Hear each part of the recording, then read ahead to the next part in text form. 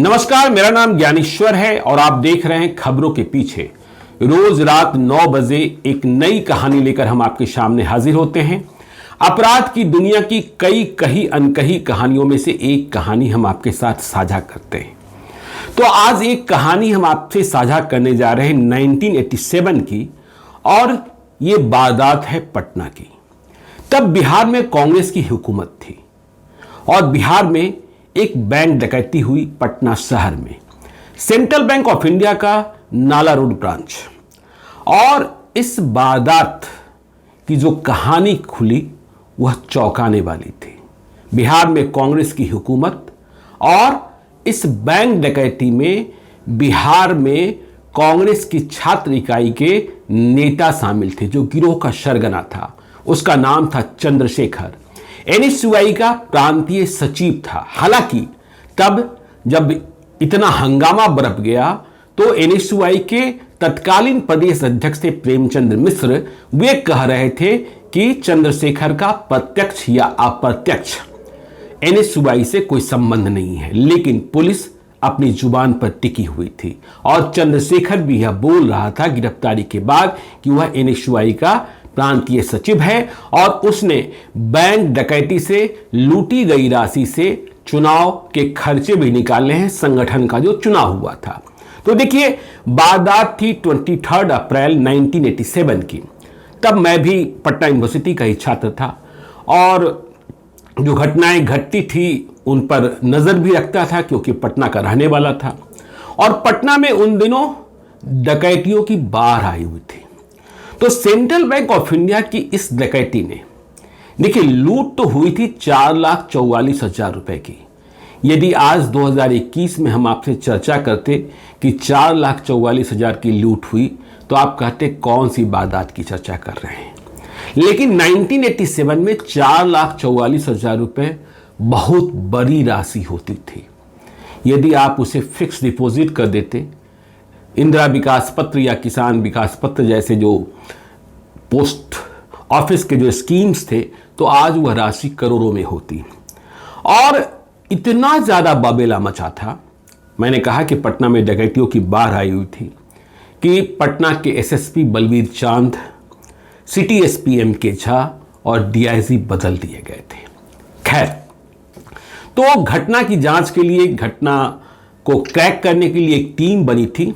तब पटना के एएसपी थे आर.डी. सुबर्णो, जो बाद में पटना के सीनियर एसपी भी हुए, और पिरबहोर के थानेदार थे राधे श्याम सिंह, और गांधी मैदान के थानेदार थे जेड अहमद।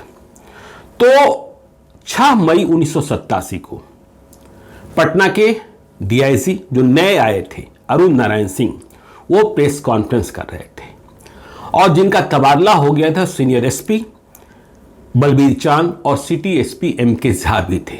बलबीर चांद और एम.के. झा को भी लग रहा था कि हम पटना से विदा हो रहे हैं और इतनी बड़ी वारदात को एक्सपोज नहीं कर पाए हैं। तो खैर, 6 मई 1987 को इस कांड को क्रैक किया गया और इसके बाद जो खुलासे हुए वह बहुत ही चौंकाने वाले थे।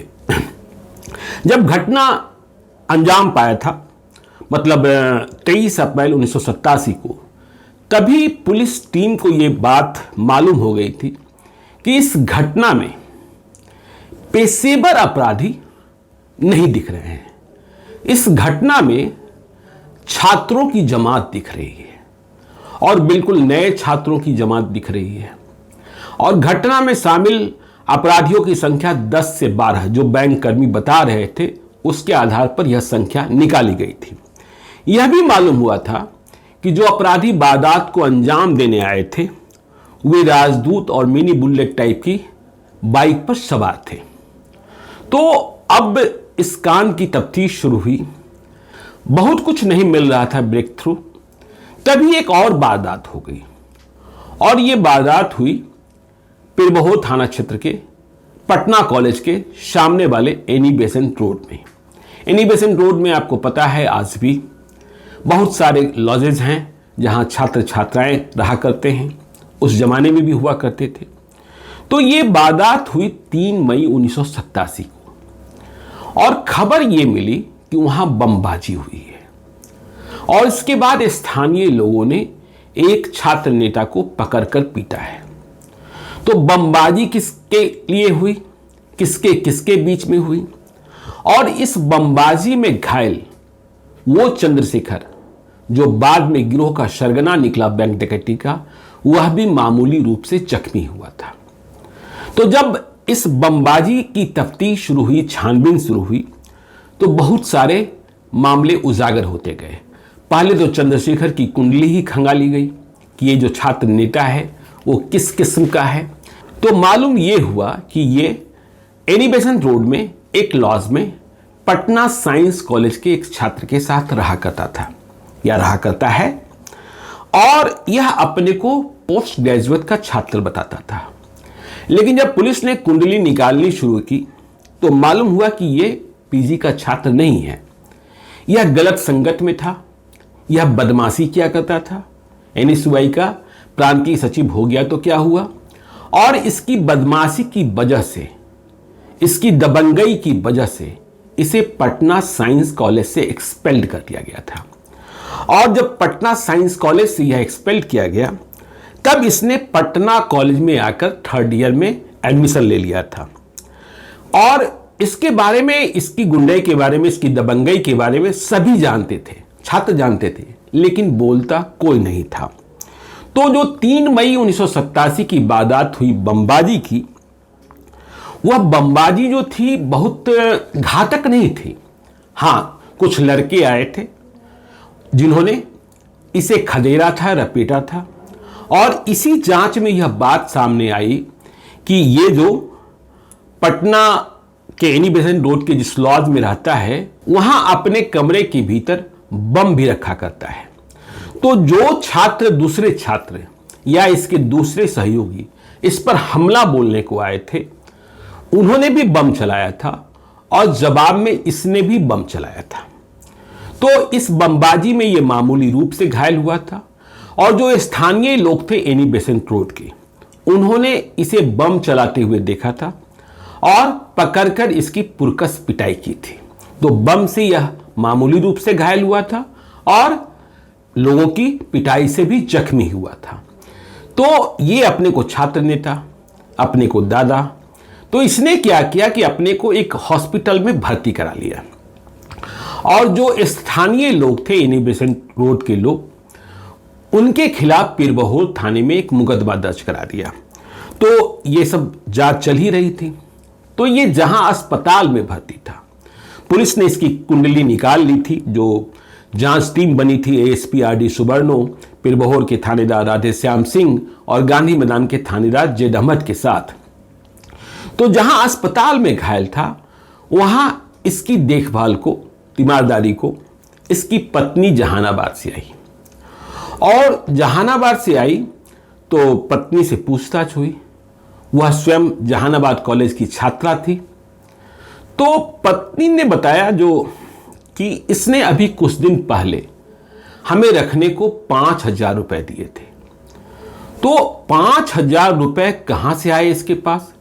पुलिस वालों के कान खड़े हो गए कि नहीं, कुछ ना कुछ गड़बड़ झाला है, क्योंकि सेंट्रल बैंक ऑफ इंडिया की डकैती में छात्रों का गिरोह दिख रहा था, जिस तरीके के डकैत आए थे। तो पुलिस वालों ने इसकी पत्नी से इसके दोस्तों के बारे में तहकीकात की। तो कई छात्र निकले जो बीएचयू के थे, बीआईटी सिंदरी के थे, और भी बहुत जानकारियां मिली जहानाबाद कनेक्शन के बारे में। तो इसके बाद पुलिस ने अभी टच नहीं किया चंद्रशेखर को। तो इसके दोस्तों की तलाश शुरू हो गई, इसके सहयोगियों की तलाश शुरू हो गई। और इसी बीच क्या हुआ कि इसके गिरोह में फूट पड़ गई। जो बैंक डकैती में लोग शामिल थे, अब फूट क्यों पड़ी यह भी अलग कहानी है। तो पता यह चला कि जिन लड़कों ने या जिन पुराने सहयोगियों ने चंद्रशेखर पर एनी बेसेंट रोड में हमला बोला था और बमबाजी की थी, उनका गुस्सा इस बात को लेकर था कि सेंट्रल बैंक ऑफ इंडिया की डकैती में जो रुपए लूटे गए 4,44,000 रुपए, उसका हिस्सा डकैती में शामिल सभी साथियों के बीच में बराबरी से नहीं किया गया था, यह अधिक रुपया रख लिया था। तो अब पुलिस का शक शुबा कंफर्म हो गया यह जो चंद्रशेखर है वही गिरोह का सरगना है और उसने ही सेंट्रल बैंक ऑफ इंडिया की डकैती को अंजाम दिलाया है। तो अब पुलिस काम करने लगी, कुछ इसके सदस्य पकड़े जाने लगे और अब अस्पताल में भर्ती चंद्रशेखर से भी पुलिस ने कड़ाई से पूछताछ की। तो जब पुलिस अपने पर उतर आती है तो आपको पता है कि सब कुछ सामने आ जाता है। तो चंद्रशेखर ने भी अपनी बंद जुबान खोली क्योंकि पुलिस का खौफ सामने था। चंद्रशेखर ने अपना अपराध कबूल कर लिया, जैसा अरुण नारायण सिंह बता रहे थे डीआईजी प्रेस कॉन्फ्रेंस में। और चंद्रशेखर ने पूरी प्लानिंग बताई। चंद्रशेखर ने कहा कि हां, हम लोगों ने इस डकैती कांड को अंजाम दिया है, 4,44,000 रुपए लूटे गए हैं। हां, मैंने अपने साथियों को रुपए कम लूटने की बात बताई थी, लेकिन अगले दिन जब अखबारों में छप गया कि 4,44,000 रुपए लूटे गए हैं तो जो लोग साथ में थे उन्होंने हमारे खिलाफ विद्रोह कर दिया। तो अब ये वारदात प्लान कहां हुआ, तो आप जानकर चौंक जाएंगे कि पटना यूनिवर्सिटी के कैवेंडिश हॉस्टल में इस बैंक डकैती को प्लान किया गया था। और कैवेंडिश हॉस्टल में ही सारे के सारे जिन्हें बैंक डकैती में शामिल होना था सब जमा हुए थे। कैवेंडिश हॉस्टल का एक शानदार इतिहास रहा है। लेकिन कैवेंडिश हॉस्टल में अब अपराधी अपराध प्लान कर रहे थे। कांग्रेस का नेता अपराध प्लान कर रहा था जबकि सरकार कांग्रेस की। तो इसने कहा कि देखिए, हम लोग 10-12 की संख्या में सभी जुटे थे और सभी इस वारदात में शामिल हुए थे। सेंट्रल बैंक ऑफ इंडिया नाला रोड को लूटने के बाद भी हम सभी कैवेंडिश हॉस्टल ही आए थे और वहीं जो लूटी गई राशि थी उसका बंटवारा किया गया था, जिसमें हमने झूठ बोलकर अधिक राशि अपने पास रख ली थी। तो अब पुलिस ने पूछा कि भाई, जो रुपए तुमने लूटा वह रुपए किसके किसके पास कहां कहां है यह बताओ। तो इसने बंटवारा का चार्ट भी पुलिस को दे दिया कि इन 4,44,000 रुपयों में किसे कितना रुपया मिला था। तो इसने बताया कि देखिए, कुछ रुपए तो हमने घर पर रखे हैं और कुछ रुपए हमने खर्च कर दिए हैं, महंगी कलाई घड़ी खरीदी है, महंगे कपड़े खरीदे हैं और जिस लॉज में रहता था उसके मकान मालिक के कहने पर वह अपने लिए एक शानदार कमरा तैयार करा रहा था, इसमें भी उसने पैसे खर्च कर दिए थे। लेकिन जो बाकी पैसे थे जो इसने अधिक हड़प रखा था उसके बारे में इसका कहना था कि बीआईटी सिंदरी में पढ़ने वाले एक छात्र को दिया। इसके अलावा बीएचयू में इसका एक दोस्त था जिसका नाम शक्ति सिंह था, उसे भी इसने 20,000 रुपए दिए थे। ठीक इसी प्रकार से इसका एक और दोस्त था जो डॉक्टर का बेटा था, उसके बैंक अकाउंट में इसने चंद्रशेखर ने 18,000 रुपए जमा कराए थे।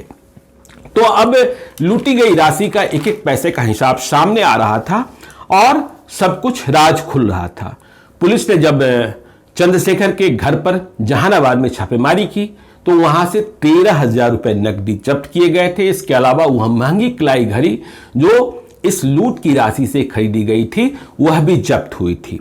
तो देखिए, जो अन्य गिरफ्तारियां शुरू हुई अब चंद्रशेखर की कबूलगी पर, तो देखिए एक राकेश सिंह था इसका सहयोगी। जो राकेश सिंह बैंक की डकैती से मिले हिस्से से पटना के फ्रेजर रोड पर स्थित होटल सम्राट इंटरनेशनल में लगातार रह रहा था। सोचिए क्या ठाठ। तो पुलिस ने होटल सम्राट इंटरनेशनल में रेड करी, जिस कमरे में राकेश सिंह टिका हुआ था। राकेश सिंह की गिरफ्तारी हुई, 37,000 रुपए बरामद किए गए। समझ लीजिए कि तब होटल सम्राट इंटरनेशनल का स्टेटस पटना के मौर्य होटल और चाणक्य होटल के बाद सबसे बड़ा था। तो राकेश सिंह के पास से 37,000 रुपए। अब देखिए, इस डकैती में कौन कौन शामिल हुआ था। पुलिस ने नाम नहीं खोला उस कैबिनेट मिनिस्टर का। एक सोहन सिंह की गिरफ्तारी हुई जो बिहार सरकार के कैबिनेट मिनिस्टर के प्राइवेट सेक्रेटरी का संबंधी था और ये जो प्राइवेट सेक्रेटरी थे वो श्री कृष्णापुरी इलाके में रहा करते थे। इस कांड को क्रैक करने में लगी पुलिस की टीम एडी सुबर्णो, जयधमल और राधेश्याम सिंह की टीम उस कैबिनेट मिनिस्टर के प्राइवेट सेक्रेटरी के घर पर पहुंच गई थी और सोहन सिंह को गिरफ्तार किया था। सोहन सिंह के पास से 40,000 रुपए जब्त किए गए थे। फिर देखिए, इस गिरोह का एक और साथी चंद्रशेखर के ही जिले का संजय शर्मा था, जिसके घर पर जहानाबाद में रेड हुई और वहां से 32,500 रुपए बरामद किए गए थे। इसके अलावा भी इसे राशि मिली थी और इस राशि से इस संजय शर्मा ने आगे और अपराध करने को एक राइफल खरीदी थी और एक नई साइकिल खरीदी थी। यह भी जब्त कर ली गई थी। देखिए, जमाना था साइकिल खरीदने का। 1987 में साइकिल होना भी एक बड़ी बात मानी जाती थी। महेंद्रू का एक भूषण मिस्त्री पकड़ा गया इस गिरोह में शामिल, और उसके पास से बैंक डकैती के लूटे गए 14,000 रुपए 14,000 रुपीज जब्त किए गए थे। और इसके अलावा जो इसे पैसा मिला था, उससे इसने तुरंत एक नई स्कूटर खरीद ली थी, वह भी जब्त की गई, जो 7,500 रुपयों में खरीदी गई थी। स्कूटर की कीमत क्या होती थी आप समझ सकते हैं। फिर निरंजन शर्मा, एक पटना विश्वविद्यालय का छात्र जो दरियापुर से गिरफ्तार किया गया, उसके पास से 9,900 रुपए जब्त किए गए थे। फिर देखिए, एक और इसका सहयोगी रंजन शर्मा उर्फ नेता गिरफ्तार वारदात के दिन ही कर लिया गया था, मतलब जिस दिन डकैती हुई थी 23 अप्रैल 1987 को। लेकिन यह इतना होशियार था कि इसने अपना अपराध नहीं स्वीकारा था। संदेह के आधार पर गिरफ्तार किया गया था, जिस तरीके के हुलिये बताए गए थे, और न ही गिरोह के दूसरे सदस्यों के बारे में जानकारी दी थी। ठीक इसी प्रकार से बीएन कॉलेज के एक और छात्र शैलेश शर्मा को गिरफ्तार किया गया। उसके पास से भी 9,900 रुपए मिले थे। लेकिन शैलेश शर्मा के बारे में बताया गया कि वह इस वारदात में शामिल नहीं था, मतलब घटना स्थल पर डकैती को अंजाम देते वक्त वह उपस्थित नहीं था। लेकिन इसने चंद्रशेखर की प्रत्यक्ष और अप्रत्यक्ष तरीके से बहुत मदद की थी। रैकी की बात भी आई थी। फिर इस कांड में तत्काल, मतलब 6 मई 1987 की तारीख तक जो गिरफ्तारियां नहीं हुई थी, उनके नाम श्याम किशोर सिंह, बालाजी चौधरी, शैलेश शर्मा आदि थे। और देखिए, कई साल बाद इस कांड में एक और बड़ा रहस्य उद्घाटन हुआ कि इस डकैती कांड में सबसे दुस्साहसिक जो शख्स था वो रमेश शर्मा था, जो बाद के दिनों में पटना का बहुत ही बड़ा अपराधी बना, मोस्ट वांटेड। और पटना यूनिवर्सिटी के इलाके को पहले तो कोचिंग वालों ने रमेश शर्मा को अपने लिए हायर किया था, लेकिन बाद में उन्हीं कोचिंग वालों के लिए यह रमेश शर्मा आतंक बन गया था। और इस रमेश शर्मा को तब मारा गया जब पटना में सिटी एसपी बनकर राजविंदर सिंह भट्टी आए थे, और इसका इनकाउंटर पटना हाईकोर्ट के समीप किया गया था। यह जो रमेश शर्मा था, मूल रूप से वैशाली जिले का रहने वाला था। तो ये बैंक डकैती कांड और इसका रहस्योद्घाटन 6 मई 1987 को ही डीआईजी अरुण नारायण सिंह ने जो प्रेस कॉन्फ्रेंस बुलाई थी, उसमें एक और डकैती डालने वाले गिरोह का पर्दाफाश हो रहा था। क्योंकि मैंने आपको प्रारंभ में ही बताया कि तब पटना में डकैतियों की बाढ़ आई हुई थी। तो पुलिस ने एक और गिरोह पकड़ा था, जिसने पिछले कुछ महीने के भीतर पटना में 12 डकैतियां की थी और बड़े बड़े घरों में डकैतियां की थी। इनके पास से 4 हथियार बरामद किए गए थे, 12 कारतूस बरामद किए गए थे और लूट के सामान बरामद किए गए थे। अब इसमें भी देखिए, एक ब्लॉक डेवलपमेंट ऑफिसर प्रखंड विकास प्राधिकारी का बेटा शामिल था इस डकैती डालने वाले गिरोह में। और जो गिरफ्तारियां हुई थी दूसरे गिरोह की, उनमें से कुछ छात्र नालंदा मेडिकल कॉलेज हॉस्पिटल के छात्रावास से पकड़े गए थे। मतलब वह दौर आ गया था जब पटना विश्वविद्यालय और पटना के दूसरे छात्रावास व लॉजेज अपराधियों के आश्रय बन रहे थे, अपराध वहां प्लान हो रहे थे। जो ये दूसरा गिरोह था, उसने पटना में एक बड़ी डकैती को अंजाम दिया था, जो बहुत चर्चा में आई थी। जमाल रोड में डॉक्टर विजय चौधरी के यहाँ एक बड़ी डकैती हुई थी उन दिनों में। और डकैती को अंजाम देने के बाद डकैती में बड़ी रकम की लूट हुई थी और सामान भी लूटे गए थे। तो गिरोह के जो सदस्य थे, इस लूट कांड से जो राशि प्राप्त हुई थी, उसके बाद मौज मस्ती करने को काठमांडू नेपाल चले गए थे और कई दिनों तक काठमांडू नेपाल के एक बड़े होटल में खूब मौज मस्ती की थी। 30 से 35 हजार रुपए तब के ज़माने में बहुत बड़ी राशि होती थी, खर्च किए थे, उड़ा दिए थे। तो इस गिरोह का भी भांडा फूटा था। तो मुझे लगा कि यह कहानी भी आपको सुनाई जानी चाहिए कि कैसे छात्रावास और लॉजेस अपराधियों का आश्रय स्थल बन जाता है, अपराध को प्लान करने का ठिकाना बन जाता है। तो इस कहानी को आज हम यहीं खत्म करते हैं। आप देखते रहिए खबरों के पीछे को। यदि अब तक आपने हमारे यूट्यूब चैनल को सब्सक्राइब नहीं किया है तो जरूर कर लीजिएगा, और यदि इस वीडियो को आप फेसबुक पेज के माध्यम से देख रहे हैं तो पेज को लाइक कीजिएगा। एक और अनुरोध कि यदि आप मुझसे कोई कहानी सुनना चाहते हैं, मुझे कोई कहानी बताना चाहते हैं या सीधे तौर पर मुझसे संपर्क करना चाहते हैं तो आप हमें gyaneswarlive@gmail.com पर मेल कर सकते हैं। किसी विशेष कहानी को सुनाने को कह रहे हैं, बताने को कह रहे हैं, तो उस कहानी की तारीख मतलब वारदात की तारीख और साल को आप जानते हैं तो हमें जरूर बताइए।